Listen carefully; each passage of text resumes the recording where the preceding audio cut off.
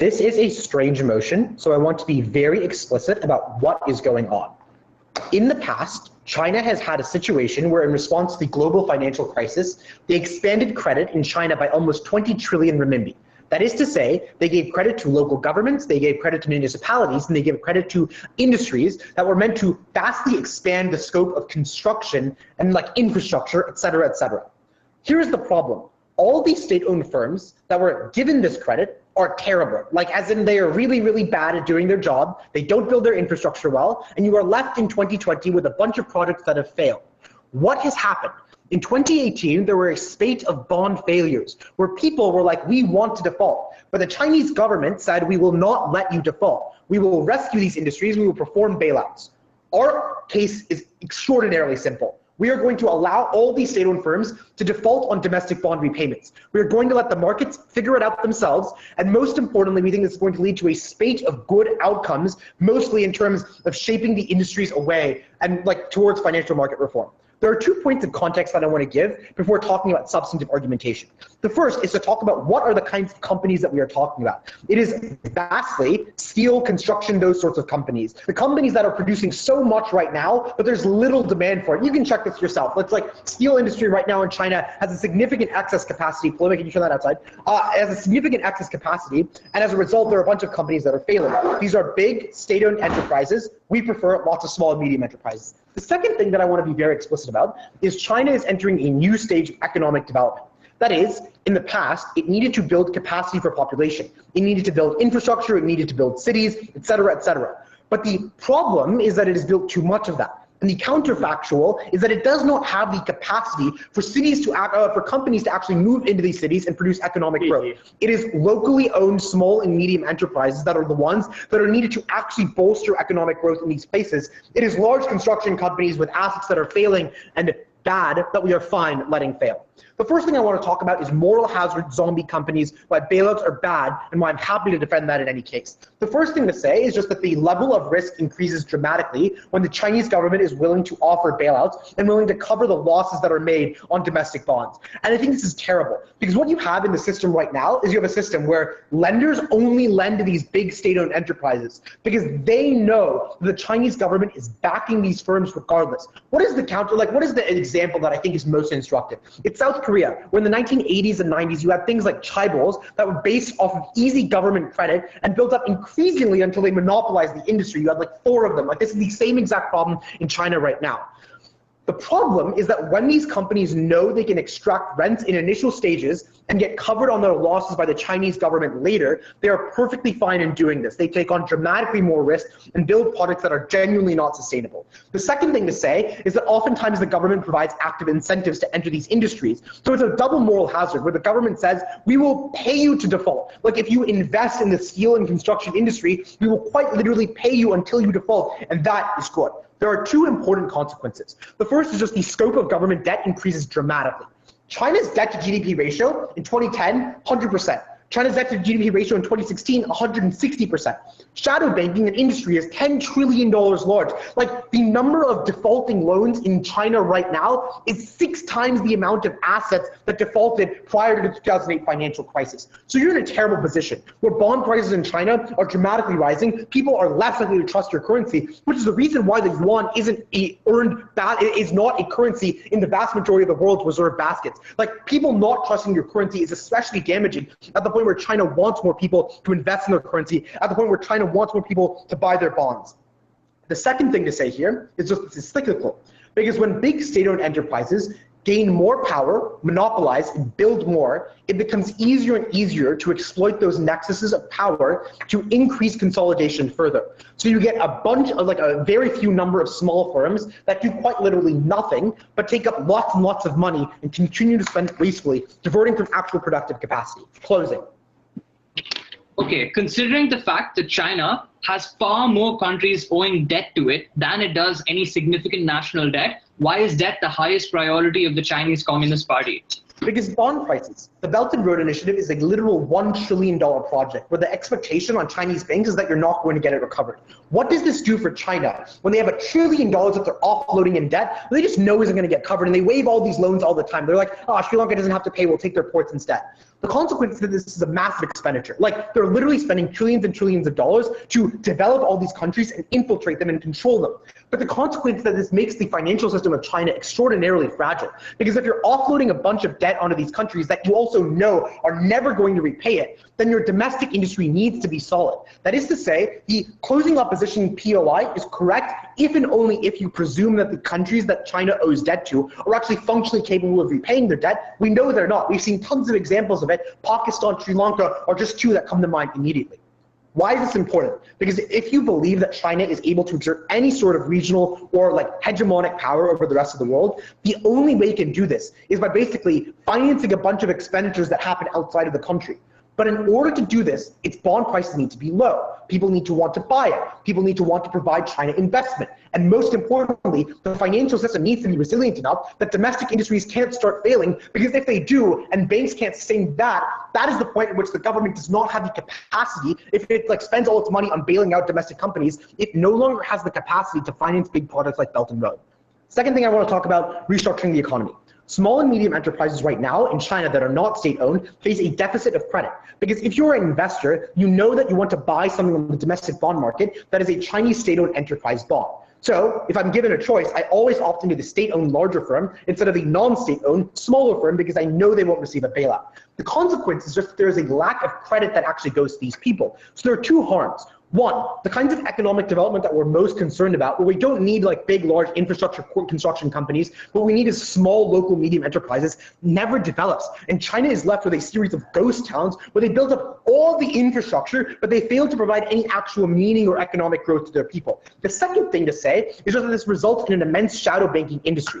That is to say, China right now has $10 trillion in shadow banking assets that happen because small and medium enterprises have quite literally no other alternative for credit.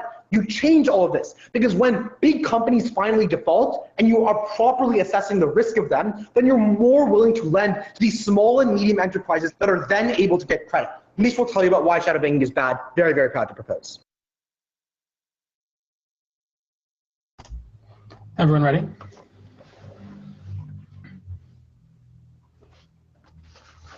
I'm sorry, just checking. Everyone, oh, I got a thumbs up. Okay, great. Aditya's speech was wonderful. I'm grateful that he explained some of the context, but he forgot to mention one thing, which is, why do you think the Chinese government spent 20 trillion of its currency to build infrastructure and construction in ghost towns? Don't you think that they sort of knew that they were doing something a little weird when they did this? It sort of seems like they would, and actually they did. The reason they did this is because it was their tactic to prevent mass unemployment, to make sure that lots of people had jobs so they could go to steel constructing factories. So now I want to be clear. Aditya's going to say this is unsustainable, we need to pop the state-owned bubble eventually. Even if that's maybe true, right? What's important to know is that if you haven't noticed, we're in the middle of a global pandemic. So the idea of opening government, which is ludicrous, I have no idea why I modeled this way, but we're going to take full advantage, is that they want to let the main employment source in China collapse during the biggest recession the world has seen in the past, I don't know, 10 years. This seems ridiculous to me. I think, honestly, that's probably them out of the round right now, but I'll spend another 6 minutes on them and general things to say. So 2 things in the speech. First, I'm going to talk about why this caused a recession tomorrow, even if they try to model out of it in a second. And second, I'm going to talk about why this is bad. This is actually bad for state-owned firms, which, by the way, aren't only building goose towns and construction companies, but this is actually likely to harm them in the long term, or harm the Chinese economy in the long term. Okay, first, why is this going to cause a recession tomorrow? I think it's actually pretty clear that these jobs are basically an inflationary measure intended to stave off a recession. And I think, or basically these state-owned companies, and that's why they're spending lots of money. The Chinese government is fully aware that this is not always the most efficient allocation of capital. They're just trying to prevent the economy from collapsing. So I think it's a particularly bad time in the context of the recession we're right now to actually shut off these firms. And I want to be clear, OG's characterization was that people want to default on these bonds as soon as possible. So as soon as OG lets them, they will default, these companies will collapse, private companies will come in, they'll cut off lots of workers, their unemployment will skyrocket, right? And that's really bad. That's also particularly bad for the CCP at this moment because the CCP is under fire. To some extent, they allowed the coronavirus pandemic to become prevalent in their country. They did an okay job managing it, but like Xi Jinping's popularity levels actually dropped a substantial amount. I think even if there's only some unemployment, if it doesn't cause the massive recession that I'm pretty sure it will, I think it's likely to really damage the ability of the CCP to sell its core ideology, which is that we won't give you freedoms, we will give you unimaginable prosperity and straight up economic growth. They quite literally cannot do that if they destroy these state-owned firms. Too many people will be left behind. There'll be lots of social and political unrest. This is literally the most important thing that the CCP cares about. It's the only way they stay in power. Okay. I also want to point out that even if OG comes up and says, oh, we'll do this slowly over time, it doesn't matter because investors and people are going to realize immediately once China has done this policy that they're going to start laying people off. That means immediately they're going to have the concerns about growth falling. Immediately they're going to pull their money out of the country. It means immediately you're likely to have serious economic harms.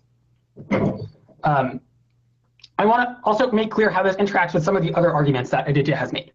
First, if there's this recession and people are worried about economic growth, people realize that the consumer-based spending that is like the fulcrum of the Chinese economy is likely to go down because millions of people are unemployed. There's not going to be any money coming in that can support these small and medium locally owned businesses, which are suddenly going to construct steel, according to Aditya. So there's no way that you're going to actually replace this construction. Second, I don't think that it's true that there's a lot of state-owned debt. I think the problem is that what Aditya and Misha proposed is literally popping it immediately. That's effectively what this policy is. It's taking a hammer to state-owned enterprises and literally letting them collapse, as OG tells you at the beginning of their PM. I think what we would probably support is gradual reform of these state-owned enterprises. Like, China's not really in a concern with inflation. They own a lot of foreign debt. They're probably not going to actually run into too many problems. They can probably gradually lay off these workers as their economy continues to develop. You don't have to take a policy like this where you literally let them default. Okay. I think this mostly deals with what OG says, at least the big thrust of it. But I just want to be clear. Like, if you lay off all these people, none of the OG benefits are going to happen. Like, you're just going to get a lot of economic misery. Second argument. So far I've been charitable. I've accepted Aditya's argument that China has spent $20 trillion on ghost towns.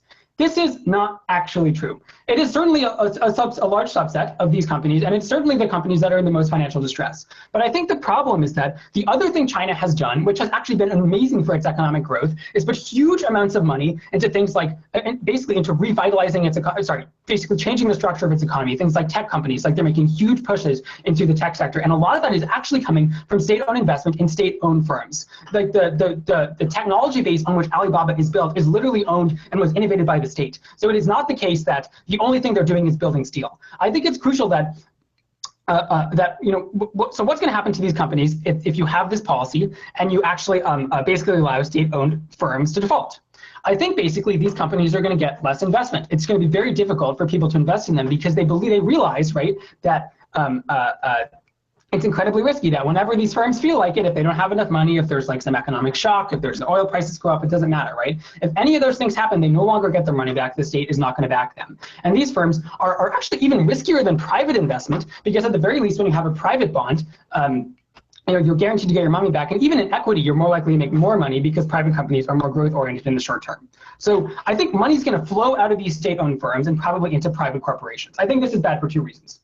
First, it's likely to fuel the huge private debt bubble in China, which is the sort of shadow banking type stuff that Aditya and Mish are going to talk about in a second. I think it's much harder to regulate this money when it's in the private sector, because of the there are black assets that are unaccountable for. The financial regulations came very late into Chinese development. I think this is actually likely to be worse for the kinds of restrictions and things OG is like to talk about in a second. But I think second and more importantly, like China's growth model depends on their ability to basically scale their economy up, like level by level, not just incremental growth like the United States does, but to literally transform their economy. It's what they did in the 1980s when they used state-owned firms to sort of turn themselves into a manufacturing power. They're trying to do that again today, but what the OG wants to do is take away their ability to fund huge, risky investments in things like 5G and things like a technical infrastructure that basically the future of China's growth depends on. And I think it's important to note, this is the way out of the bind that OG has told you. The solution is not to pop the bubble immediately. The solution is to spend a lot of money into really productive areas. Even though it's risky, you let the state take on the risk,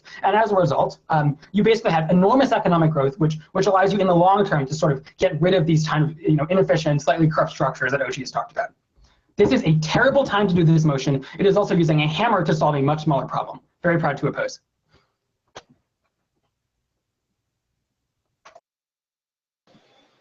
Thank you for that speech. I'd like to welcome Deputy Prime Minister.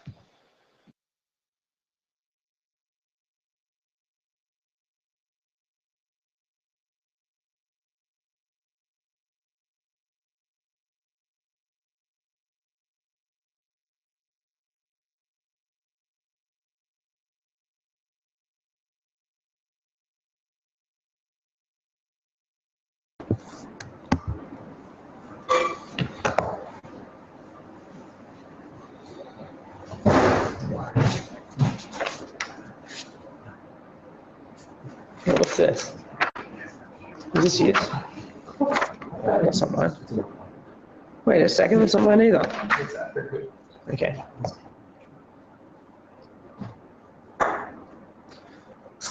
The OO context quite literally obviates the remarkable rebound that China has had with regards to the pandemic.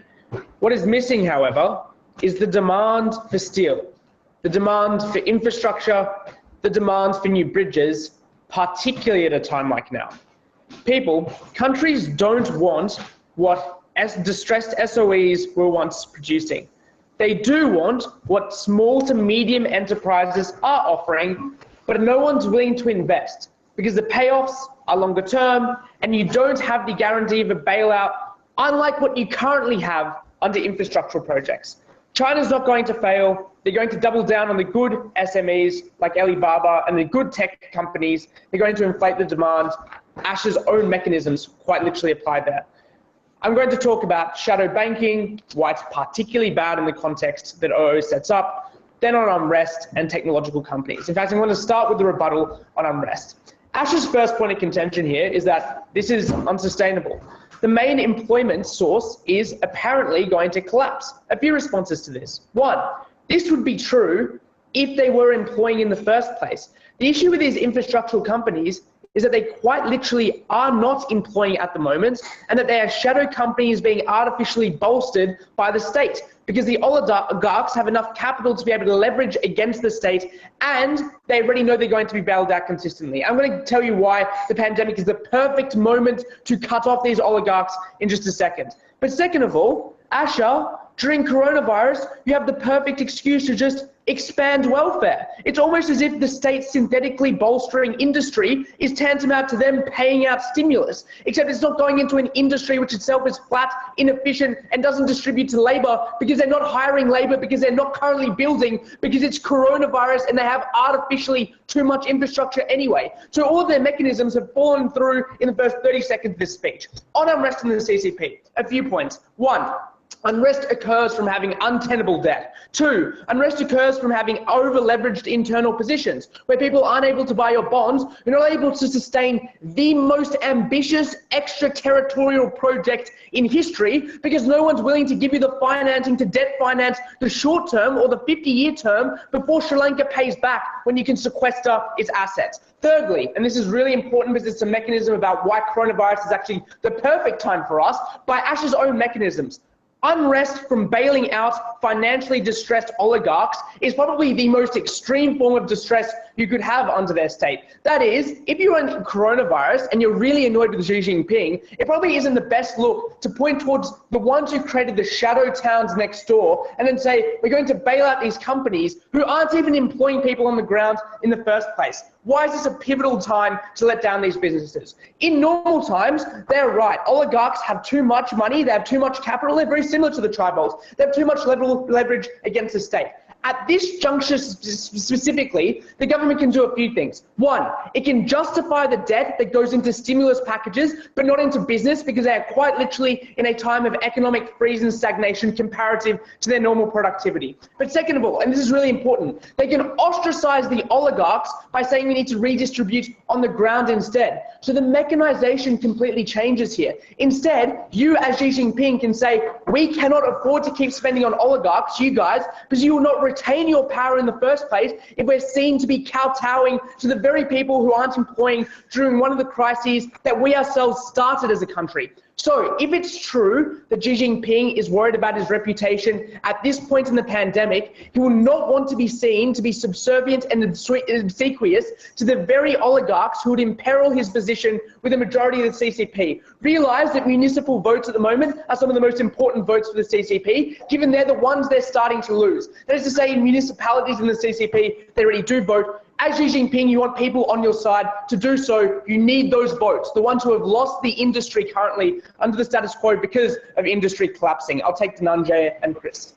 Yeah, why in any of your speeches have you shown us why markets are going to be efficient or not create the very same ghost town if China decides as a government to fund steel infrastructure projects? I mean, like, here's a very obvious answer. If tech companies are doing better naturally and you don't have oligarchs artificially propping up the steel, then you divert the investment to the ones doing better because the oligarchs don't have leverage position, which synthetically bolsters their asset prices. Like, I don't know, man, pretty simple efficiency logic. Second of all, technology companies. Asher says the steel ones are the most distressed. Yes, let them go. The only reason they are currently staying under the status quo is because they have the oligarchic power to be able to leverage against the state. That is the very premise of our entire case. This is the perfect moment to detach them from the oligarchs. Secondly, they say that tech firms are doing well. Yes, which is why they're going to receive venture capital funding, which is why they're going to be able to list on the stock exchange, which is why they're going to have cheaper bonds extended to, like, all of the reasons that Asher says that technology is doing better, the reasons why you should divert financial capital to them. Why don't you do that under the status quo? A few reasons. One, infrastructure has a more immediate payoff. That is, you build and you receive money and remuneration, but there's no downside risk. So usually the immediate payoff of infrastructure is offset by the risk you take in that infrastructure not being like occupied, that population's not growing into it. That downside risk doesn't exist. So at the moment you have an artificial incentive to invest in infrastructure. There was no response to that. At the moment, to no response, you're investing in building, the immediate gains are then backed up. Okay, on financing One Belt, One Road, and on the response to DJ. One, debt expectations. This constrains the time horizon when bonds are more expensive, investors are liquidating in bond markets, and therefore you as the CCP, at the very moment that other countries are on their knees and you could acquire them through One Belt, One Road after the pandemic, when they most need your debt financing, you don't have the capacity to extend your debt onto their side. Second of all, responding to DJ. Asking for debt repayment forecloses the chance that other countries prescribe to One Belt, One Road, when their time horizon has been constricted because they know they're going to have to repay those loans more because their domestic markets are distressed and China is starting to sequester those loans from the countries that they leveraged on One Belt, One Road. So this completely constricts and constrains the time horizon. You're less likely to be able to have a One Belt, One Road that's successful at acquiring new countries. On shadow banking, two mechanisms. One, it's incredibly predatory, as Aditya told you, because it quite literally sells on high rates because it's unregulated. And second of all, you offload debt to the normal consumer at the very time where you want the consumers to spend, because you have individuals who are otherwise like literally not spending in markets because of the economic stagnation during coronavirus. You need this the most. Shadow banking is the worst mechanism to achieve this. Natural corollary of the motion. So proud to propose.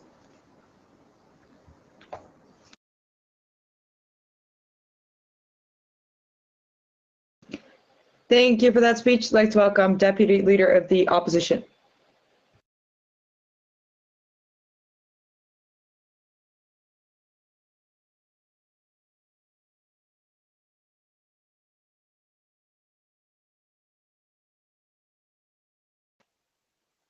I want to start this speech by explaining why state-owned firms are so important for the essential liveliness of the CCP, and why by opening government saying, we're just going to let them go, they're losing out on the majority of the round. I don't think they can take this route at this point.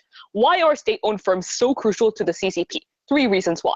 One, state-owned firms are the ones that provide immediate employment right now. Like, Mish says that they don't actually employ people. Like, that's literally not true. In order to construct things, in order to like manufacture steel, you need individuals and you need people who are employed. Like, I don't know what he's talking about when he says these people, like these firms aren't employing people. Furthermore, we would say that given that that's the case, these state-owned firms defaulting right now is critical, because even like 5% unemployment can cause a huge recession. If all of these state-owned firms that Aditya talked about are going to let go of their workers, and furthermore, the private sectors are going to try to like become more efficient by firing more people, that means that in like huge chunks of individuals lose their jobs immediately. This is critical for the CCP, because the CCP runs on the basis of like, we'll give you economic prosperity, not political freedoms, meaning that people are going to be much more unhappy with what they have right now. This is critical to the living, like to the, I guess, fundamental existence of the CCP. Two, even if you didn't buy what I said about employment, long-term investment is also critical in terms of state-owned enterprises. Why is that the case? Because tech firms aren't just like unrisky investments that you can invest into and people want to invest into. Like private tech firms are pretty risky. This is particularly true for things like semiconductors or things like developing how to most efficiently run a network for 5G. These are things that are unlikely to happen, or like people are unlikely to invest in with private markets, because they know, because it's because people fear that there's going to be defaults. But furthermore, the CCP wants to make sure that like they literally just recently announced that given the coronavirus pandemics and the fact that like economic growth is slowing, they're going to invest more in 5G. The way in which you do this is by making sure that the current tech firms that are state-owned are able to develop these kinds of technology. And the way in which you do this is by literally not letting them default. Like they say tech firms are doing well, so it's fine. That's not necessarily true, because tech firms take a long time to get their investments back, i.e. it takes a lot of initial cost in order to make an investment in technology, but that doesn't necessarily mean that people are going to get payoffs right now. So even if something's like prosperable, it's not like people are actually going to invest, and it's not like people are going to deliver on economic development, meaning that these things are critical for the long-term investment on things that the CCP already promised, meaning that in order to appease people, in order to make sure that there is economic growth within society, state-owned firms are critical to the CCP. Thirdly, and kind of tangentially, we would also say that even in the event that somehow private firms are able to make the 5G deployment throughout the entirety of China, which I don't think is likely, we would say that the CCP would lack control over the private firms and therefore wouldn't necessarily be happy about what they are doing, about not having that control over the technology. That said, given that that's the case, I think their strategy of like, oh, we don't care about state-owned firms, or like, oh, we can just let them default, isn't necessarily standing in this round. I want to address this. I think Asher already told you why there's immediate unemployment, why these state-owned firms are critical for investment, for long-term economic growth. I think we're winning that half of that portion of the debate. That said, I want to deal a little bit more with their specific claims about how literally letting them default is good because it solves for the moral hazard. First, even if there's a moral hazard in the status quo, they are literally swinging the pendulum the other way, because what they are saying is that like state-owned firms don't ever have to pay back on their bonds. Like they will literally default, and therefore they don't have capital anymore. That means that state-owned firms that don't have these kinds of capital are unlikely to do anything in the long run, do anything that the CCP cares about. But secondly, we would say that if the state doesn't take on this risk right now, I'm not necessarily sure if the private market will. Because if their argument is, oh, private actors can solve for this, I don't necessarily given the state of like how most of the world is in recession right now, and how it's pretty risky to invest, is particularly in tech companies, I would say that the private market cannot pick up the slack on this. The final thing that they say here is that, oh, Xi Jinping doesn't want to look subservient to oligarchs. One, that's just not true, because these are the people that, like, people like it when you fund the projects that they care about. But secondly, we would say that they do play an important act in that oftentimes they are the ones who are critical to the economy. Final thing about the tech firms already doing well, we would say that even if tech firms are doing well, the mere signal that they won't be able to pay back on their bonds is sufficient reason as to why people won't necessarily buy the fact that they have like maybe good prospects 5 years into the future. But the very fact that there's an element of risk in buying even a bond, not just equity, is a reason why people won't invest in tech firms. I'll take a POI from closing, please.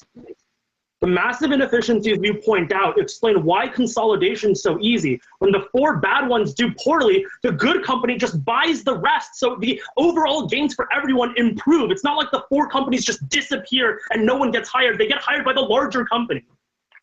No, because the inefficiencies that the entire GovBench is talking about don't necessarily...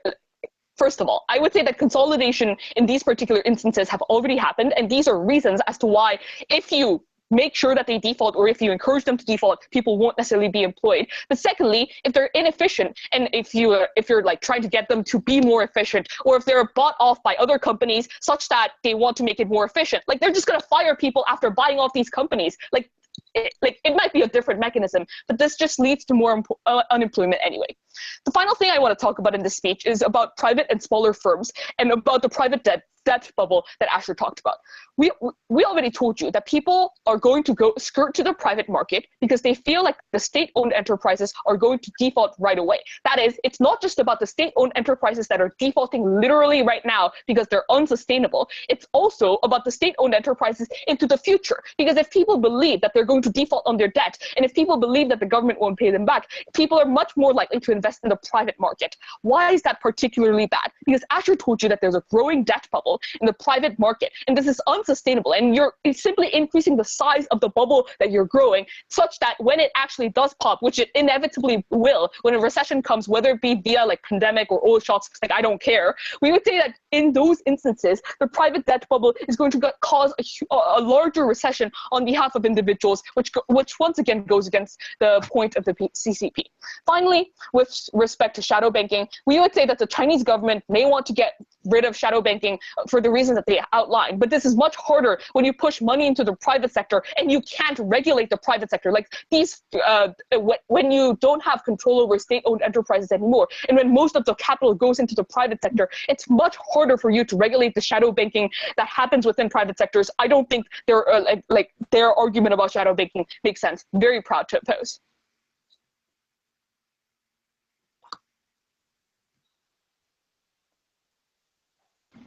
Thank you for that speech. I'd like to welcome member of government. Can everyone hear me? Yep. All right, make my timer ready.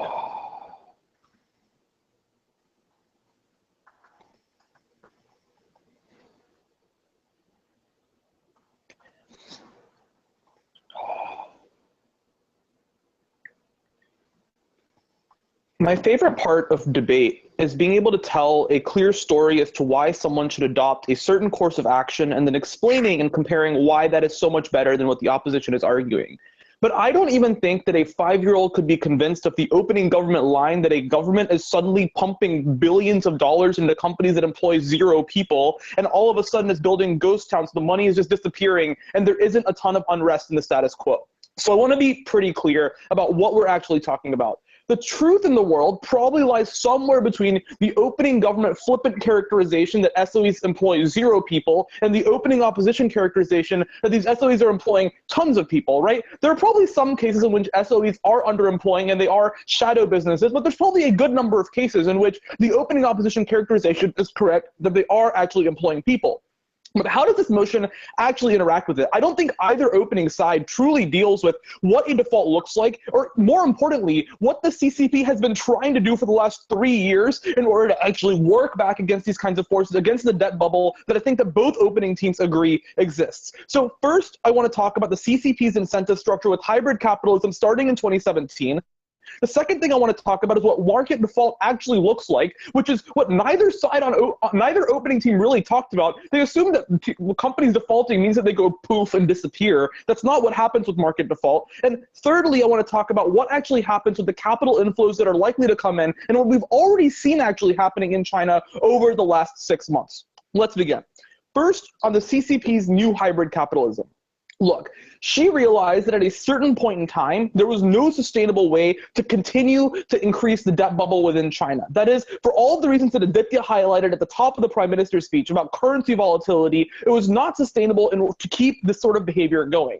As a result, they adopted a very hard line. That is, that we're not going to actually just continue to bail out companies because it's not sustainable and not realistic for us to do this. But there's also a lot of other reasons this happened. That is that most SOEs aren't owned by the central government, they're owned by local governments. So for example, with the Daewoo default in December of 2019, what's really important to note is that it's not owned by Beijing, but rather the Tianjin government, which actually did not have the tax revenue because of falling tax revenues due to things like lower tax collection during 2019 and obviously during 2020 during the pandemic. What we see is that governments simply don't have the money to bail these companies out.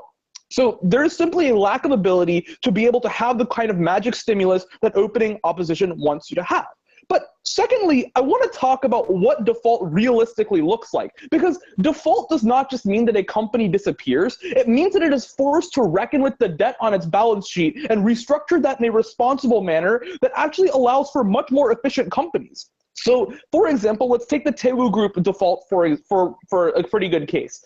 Basically, a large portion of the shares within the Daewoo Group that when it defaulted did not disappear and it did not lay people off. It just sold a lot of those debt obligations back at about a 60% discount to a lot of those debtors who initially had large stakes in the company. And as a result, it made promises that it has since been able to keep in a way to restructure those debt payments back to those debtors in order to make sure that they were able to pay them back responsibly, and also to make sure and send a message to the rest of the world that, look, the Chinese government or the Tianjin government isn't going to be an actor that suddenly is going to step in and make sure that it's going to take care of every SOE that ever exists. What is the meaningful purpose of the signaling? It means that she is not just talking about hybrid capitalism and the ether, but rather implementing it in practice. That is, it is the first time that the Chinese government has done something against its own SOEs, where it's saying, look, we don't just want to favor Chinese state-owned enterprises, but rather really do want to make sure that we reduce reliance on the government in favor of actually doing things like opening up the market to foreign capital. Because if you get foreign investment, the reliance on debt automatically goes way, way down. So if you have people who are able to put capital into Chinese companies, that automatically solves China's debt problem, which is exactly what Xi is trying to do. That's what we get on closing government, because we tell you specifically why foreign capital now starts to flow in.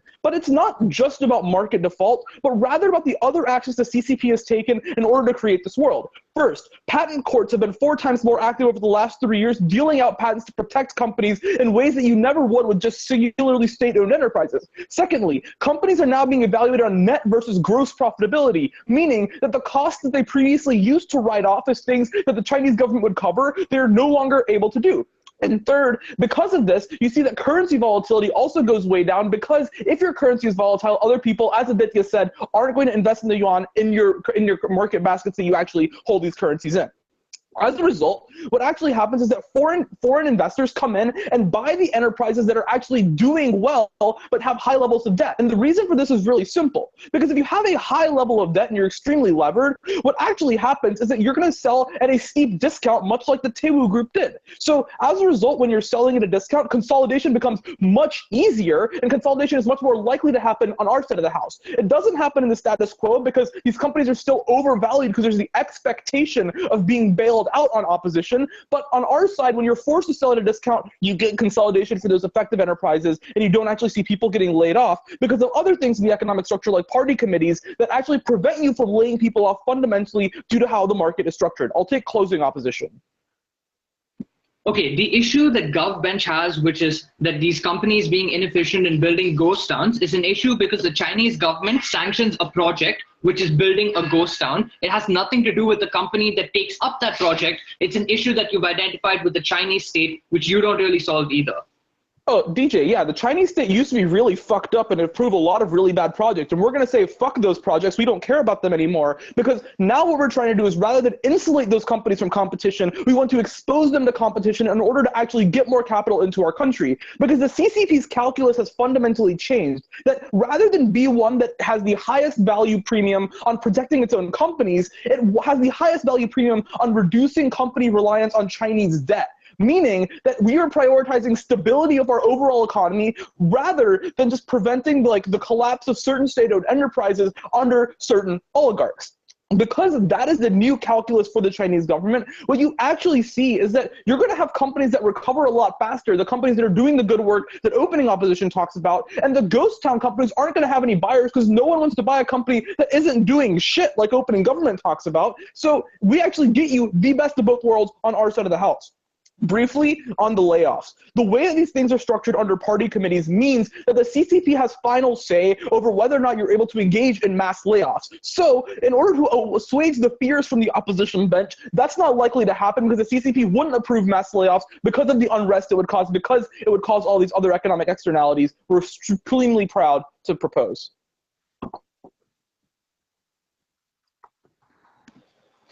Thank you for that speech. I'd like to welcome a member of the opposition. Can everyone hear me?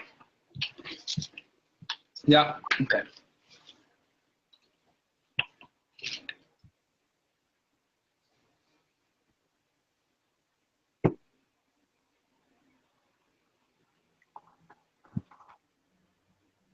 Thank you. I'm going to talk about two extensions. First of all, I'm going to explicitly compare the comparative in which I talk about why it is that these state-owned enterprises are significantly better at being able to be controlled, B, filling the gap in services, and 3, why oftentimes loss is a necessity in many of these industries. I'll explicitly differentiate with opening opposition here. Secondly, I'm going to talk about international investment and talk about why it's one of the most important arguments in this debate. Before that, quick piece of framing.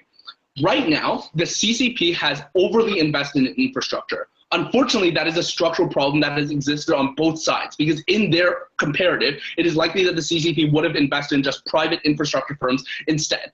If it is the case, though, the vast majority of this debate relies on all the other industries that the CCP actually spend most of their money on. So things such as utilities, things such as transport, things such as hospitals. So I'm going to talk about that very explicitly inside of the extension. First point then, talking about the comparative, all rebuttal is integrated. Up to this point, many of the benefits that you have gotten out of government so far are incredibly non-exclusive. Things such as the ability to restructure easily exist in the system in which you attempt to bail them out. The reason why we know this is because the CCP doesn't have the same type of corporate control that oftentimes other Western democracies do. So there are a variety of things you can do. You can fire CEOs, you can fire the ruling exec. Even Xi Jinping has been willing to jail many of the same oligarchs that government is worried about taking control. In fact, it works better for him in order to entrench his power by being able to get rid of other competition and powerful oligarchs. All of those are significantly better mechanisms through which you are able to garner the competition that Gov talks about. Because the competition here isn't just about, oh, beating out other companies. It is execs genuinely worried about whether or not they will go to jail for taking money or being inefficient. It is execs genuinely thinking that they will lose their jobs compared to in a Western democracy when many of them just go find a job somewhere else. So first of all, though, it means that many companies don't lose out, but the executive do, meaning they have just as much of an incentive to restructure and be efficient. You can also replace them with the very best people. Secondly, though, it doesn't require the long-term delay of having another company that is necessary to be able to fill that gap afterwards. Third of all, this doesn't require you losing all the experts and workers and middle management within your company as well. And finally, there is a clear precedent of being able to jail and fire many of these oligarchs. The CCP have done it under Xi's term. Given that's the case, though, the reason why this is important is, number one, it mitigates a ton of the benefits coming from Gov. For example, the benefit of CG, of forcing many of these companies to reckon with their debt. You can equally do that when you fire these individuals and tell the next exec to do that. And number two, it is unique because the cost of the failure of the company does not ultimately fall onto the consumers. So first argument then, why the private market won't fill this gap. Opening opposition so far has relied their employment case off of entirely just telling you that these companies are risky, that these private companies are risky. Opening government gives some pretty good responses to that. So there's a hole right now that asks the question, why is it that the private market won't fill the debt? It's not a question of won't fill the gap. It's not a question of risk. It's a question of scale, about how it is whether or not these private companies are actively able to do it. Here are 4 reasons why it is that private companies won't fill the gap. Number one, because the line is oftentimes blurred between the government positions and the actual private market, right? So oftentimes the private companies are run by also CCP members and also members that oftentimes have a revolving door between both industries. Keeping that in mind, that means that most of Gov's case is largely a wash when many of these private companies have the same expertise. Secondly, and a lot more importantly, it's the nature of bureaucracy, because they don't want corporate control. They don't want corporations to be able to take power. So oftentimes the bureaucracy makes it incredibly difficult for these private companies to succeed. Third of all, because there are high startup costs and you have lost the people, i.e. you do not necessarily have the ability to go and suddenly delay for 10 years an infrastructure project. Fourth of all, though, because many small companies simply do not have the same amount of power as one large companies. They can't do things such as share power grids. It is oftentimes too expensive to get services into a rural area. So given that's the case then, these small companies not only lose out on things such as employment, as opening opposition says, but also things such as services, the ability to get active services for the Chinese people. Go ahead, closing. The best way to get services into rural areas is to take advantage of large supply chain networks that occur only with consolidation at discounts, which is what we offer. Yeah, absolutely not. I'm going to talk about that more secondly on why it is that oftentimes the loss within many of these companies is necessary and why it is that the government is okay with it. 3 reasons why loss is likely on either side and why the government should be okay with it. First of all, because they are serving oftentimes incredibly poor clientele. Secondly, because there's oftentimes a free rider problem. And third of all, because as I've mentioned before, there are oftentimes high startup costs. The reason why the government is okay with this debt is because in the future, the government manages to gain it back, i.e. the expansion of these electrical grids oftentimes is a long-term investment for more ability for them to access it. The problem is these private companies are not able to access it and do it to the same degree. Final point then, on international investment. Opening opposition's material on investment so far has been focused on domestic rather than international, and there's been no clear mechanism as to why failing companies are likely to get investment. The reason why you are able to get investment on our side is because the CCP is actively able to mess around with the numbers. They do it already with things such as faking GDP and artificially creating cities. The core principle behind the CCP, though, is the lack of transparency in order to be able to access these investors. Why? Because the power to do this shields your SOEs. A default causes a public announcement of bankruptcy, calls for the company itself to become dissolved, and is a public harm that manages to go towards a lot of investors internationally. The way in which you do it on our side is private bailouts that oftentimes are a lot more able to be kept under the wraps and a lot more able for the CCP to save face. Why is this important? Number one, because there's a spillover effect in Gov's world where all SOEs are seen poorly, especially ones that are even good. Secondly, because that means that there are no more foreign investors. And third of all, it means that your ability to get business deals is oftentimes harmed to a massive degree. Importantly, though, on our side, the private quiet version of this is incredibly important. The reason why it's important is because China simply does not have the capital domestically to be able to fund the projects that they want to do. They do not have the capital to fund things such as the BRI. They do not have the capital domestically to fund things such as other business deals. You require international investors not to be able to pull out. Otherwise, you lose out on many of these projects as well. On the comparative, there is no way to fill the gap that government talks about because of scale. On the comparative, we are able to co-opt many of the benefits of Gov, and clearly the largest harm in this debate is the question of international investors. Proud to stand on CO. All right, thank you for that speech. I'd like to welcome Government Whip.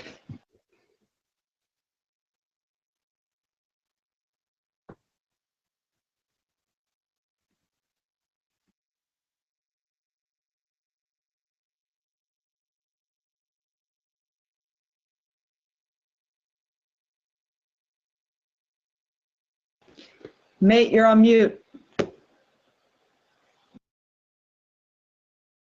I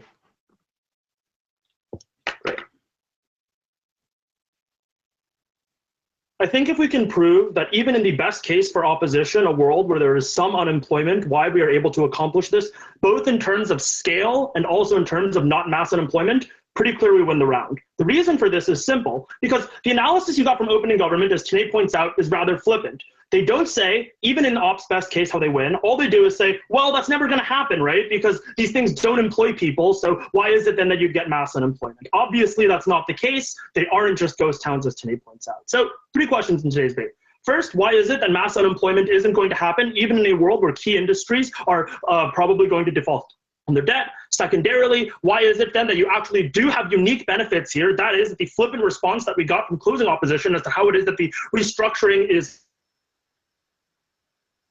it's not going to restructure if you get bailed out. Then third and finally, like a question of how we fit into this round over OG. So first on opening opposition, they give you 2 things. First, they say, look, it's employment. If you fire them all, they all get unemployed. So why is unemployment not going to happen? We give you a couple of reasons. The first was broadly that consolidation is going to happen, so these things don't just disappear. Rather, the inefficiencies we experience now is that you have like 5 bridge companies in the same province, and we make it such that just become one. What this looks like is like you making it such that individuals who are in different umbrellas that are inefficient are just suddenly under the larger, more efficient umbrella. They say no, the pressures of capitalism are such that you're going to want to fire people. But obviously we can balance this. We're not going full Murray Rothbard, Milton Friedman here, right? We have party committees that exist right now that make it such that corporations have to do some things that are against the market. So obviously it is the case that we can both say, look, you're going to take these people and not fire them, but also you're going to look at net profits and make it such that you're not paying them a shit ton of money when they aren't actually doing work. You can do both things. This is like how hybrid capitalism works. Secondarily, today explain to you why it is that foreign capital is likely going to come in here at the point where they can trust it. And this is important, right? Credit analysis is a question of risk and reward. I value a bond based on how likely I think it is we'll pay it back. Credit analysis is impossible on their side of the house. On our side of the house, yes, some things will be risky. They're going to ask for high yields and things like that. But capital just doesn't flow into their side of the house, because I just want you to imagine being an analyst on the Goldman desk and being like, there's this bond we want to invest in. We have no fucking clue whether they're going to pay it back or not because it's the whims of the Chinese government. We don't know what the fuck's going to happen because it's based on the political scenario. Like, how the fuck are you supposed to do credit analysis on that? Do you give it a triple Q rating or a triple A rating? At least on our side of the house, you can put it on a graph in R and visualize it. So at least foreign capital is more likely on our side of the house. They can't just go into your side of the house because that would rely on them thinking that the Xi government is like completely stable. But as OG already frames for you, it's probably not. Before I move on to the third reason, POI? Someone say something, please. Sorry, I was muted. I want to be clear.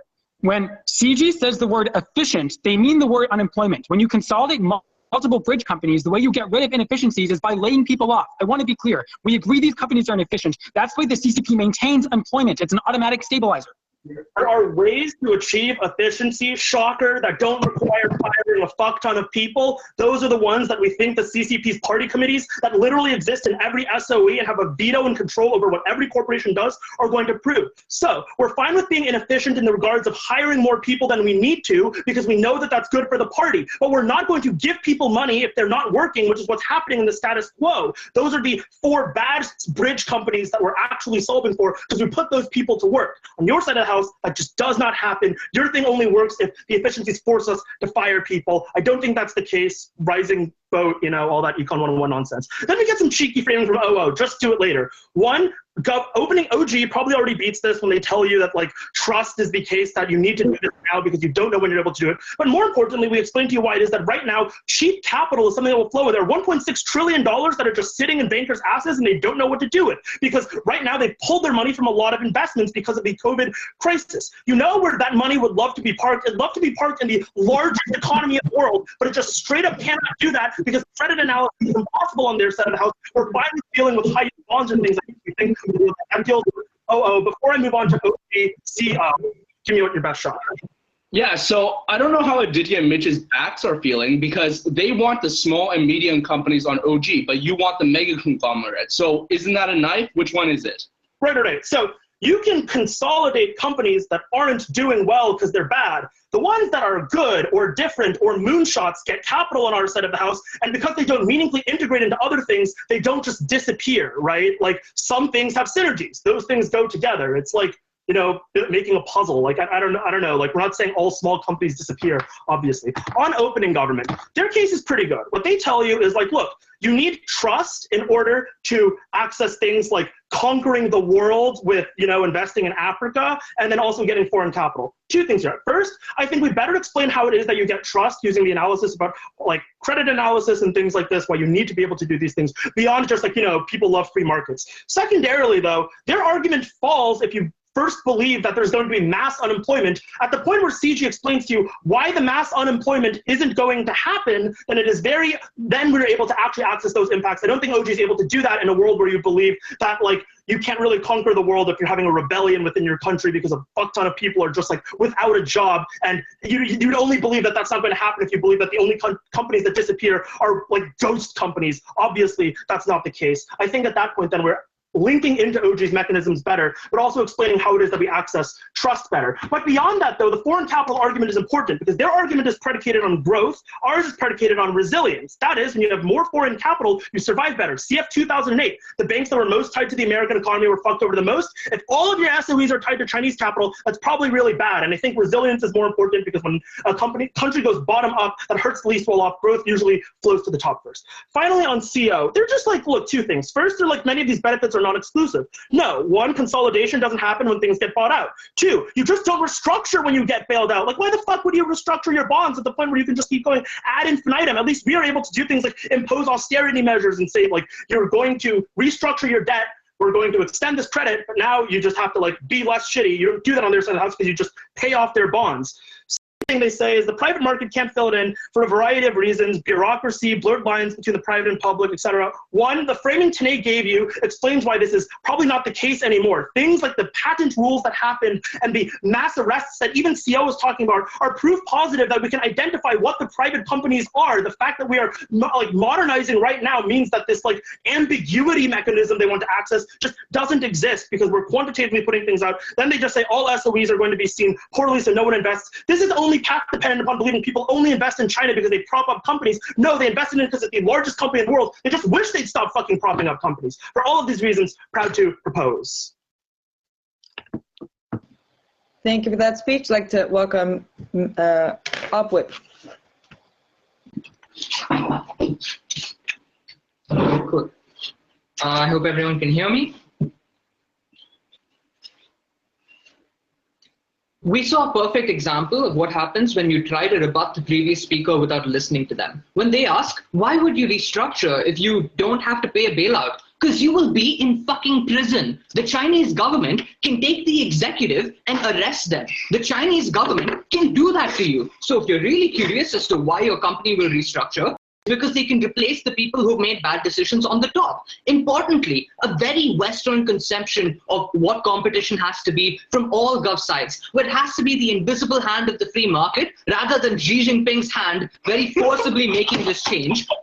Chris very clearly explained why this is a far more efficient way of creating the same competition benefits they want without having any of the harms that OO wants to cure of unemployment or that we are worried about of a loss of these things through scale. So let's just go over Chris's extension that was terribly under-refuted and deal with it piece by piece. So first, on the good old argument of Asian competition, GovBench overall relies on the idea that there is no cost to being inefficient right now, and therefore, if you promise to bail out, you will keep being shitty. We fixed that problem in our extension, which they did not listen to. 3 things you could do: replace the heads, arrest the corrupt, force the change in the policy explicitly. These are all things that are unique to China that you cannot do in any other country that is a democracy, because the United States can't really go to a company, tell them to change their policy and be sure that they would do it. In a world where they would go to prison if they did not, for sure, then you really can. We also preempt the obvious response of, but these are oligarchs, by showing that Xi Jinping has managed to do this for oligarchs and therefore can fix the only issue of there is no cost onto you for being bad.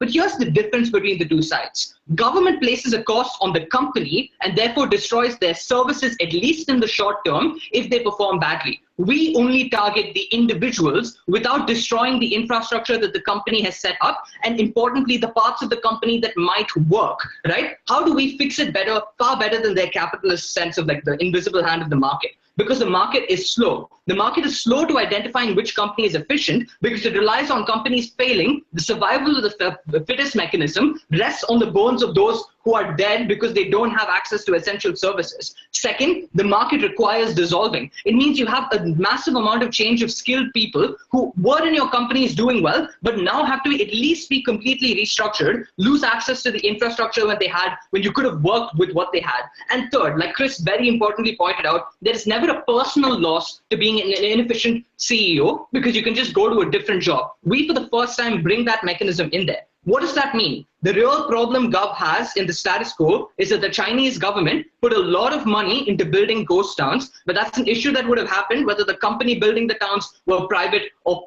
public. The issue then of these public companies are inefficient is something we solve, and we really would have hoped we heard a response. CG, you can try again.